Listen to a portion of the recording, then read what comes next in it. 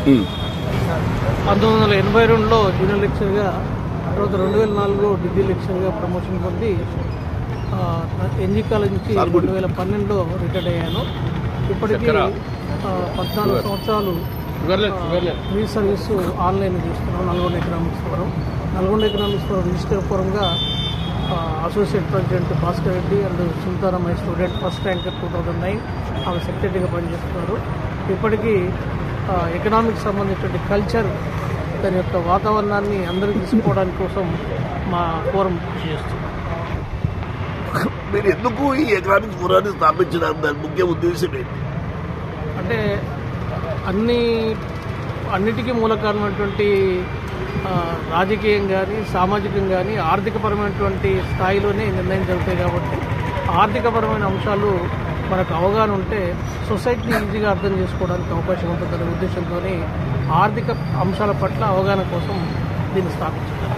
ఇది ఏదైనా మీరు పిల్లల నుంచి ఏదైనా డబ్బులు కలెక్ట్ చేస్తున్నారా ఈ విధమైన ఫోరంలో కంటిన్యూ కావడానికి, ట్రైన్ తీసుకోవడానికి? మొదటి నుంచి కూడా మేము ఫ్రీ కోచింగ్ ఇస్తున్నాం. ఎంఎన్ విజ్ఞాన కేంద్రంకి వెళ్ళి ఎటువంటి ఆర్థిక పరమైనటువంటి లావాదేవీలు లేకుండా ఆన్లైన్ సాఫ్ట్వేర్ మెయింటెనెన్స్ కోసం మాత్రం ఒక 1000 రూపాయలు గతంలో తీసుకున్నాము. ఇప్పుడు 300 రూపాయలు గ్రూప్ 2 పెట్టాము. ఎందుకంటే అది దాని డెవలప్మెంట్ సాఫ్ట్వేర్ చాలా క్లిష్టతరమైనటువంటిది. ఉస్మాన్ యూనివర్సిటీ ఎట్లా అయితే ఆన్లైన్ టెస్ట్ పెడుతుందో, అంటే కంప్యూటర్ బేస్డ్ టెస్ట్ పెడుతుందో, మా వెబ్సైట్ ద్వారా కూడా అటువంటిది పెడుతున్నాం. కాబట్టి వాటిని మీట్ కావడం కోసం మినిమం ఎక్స్పెండిచర్ మేము వసూలు చేస్తున్నాం. మీ తర్వాత కూడా ఇది సబ్సిడీ కావాలంటే మీరు వేసిన ప్లాన్ ఏంటి? ఇప్పుడున్నటువంటి ప్లాన్ ఏంటంటే దీంట్లో ఒక 300 మెంబర్స్ వరకు శాశ్వత సభ్యులు తీసుకొని ఒక 3,000 వరకు చేస్తే ఒక 10 లక్షల రూపాయలు దీన్ని చేసినట్లయితే దీని మీద వచ్చేటువంటి ఇంట్రెస్ట్తోని ఎవరున్నా కానీ శాశ్వతంగా దీన్ని నడపడానికి అవకాశం ఉందని చెప్పి దాన్ని ప్లాన్ చేస్తున్నాం. మీరు మీ ట్రైనింగ్లో ఉన్నతమైన స్థానాలు పోయిన వాళ్ళకి కొన్ని ఉదాహరణ చెప్పండి. ట్రైనింగ్లో చాలామంది ప్రొఫెసర్స్ అయ్యారు. పంజాబ్ యూనివర్సిటీలో కిరణ్ అని ఉన్నాడు. తర్వాత అనేక మంది డిగ్రీ కాలేజీలో ఇప్పుడు రెసిడెన్షియల్ డిగ్రీ కాలేజ్ ప్రిన్సిపల్గా పనిచేస్తున్నారు. తర్వాత ట్రైనింగ్లకు సంబంధించిన దాంట్లో మేము గతంలో ఎంఎన్ విజ్ఞాన కేంద్రంలో ఉన్నటువంటి గ్రూప్ 2 ఆఫీసర్స్ కూడా ఒక 10 మంది విజ్ఞాన కేంద్రంకి వెళ్ళి సెలెక్ట్ అయ్యారు. ప్రస్తుతం అయితే పెద్ద మొత్తంలో దాదాపుగా 80 పోస్టులు ఉంటే 40 పోస్టులు జూనియర్ లెక్చరర్స్ రేపో ఎల్లుండో వాళ్ళకి అపాయింట్మెంట్ రాబోతున్నవి మా ఫోరం ద్వారా. మీరు చేస్తున్న ఈ కార్యక్రమాల కొనసాగింపు కోసం మీ యంగ్ జనరేషన్కి ఇచ్చే సందేశం ఏంటి? ఒకటేంటంటే రీడింగ్ హ్యాబిట్ తగ్గిపోయింది. ఇప్పుడే మనం అనుకున్నాము, రీడింగ్ లేకుండా ఏది కూడా మనకు అవగాహన రాదు. కాబట్టి కేవలం రీడింగ్ ద్వారానే, పుస్తకాలని అధ్యయనం చేయడం ద్వారానే మన విజ్ఞానాన్ని సంపాదించుకోవచ్చు. తర్వాత దాని ద్వారానే మన సమాజానికి ఉపయోగపడేటువంటి పౌరులుగా మారవచ్చు.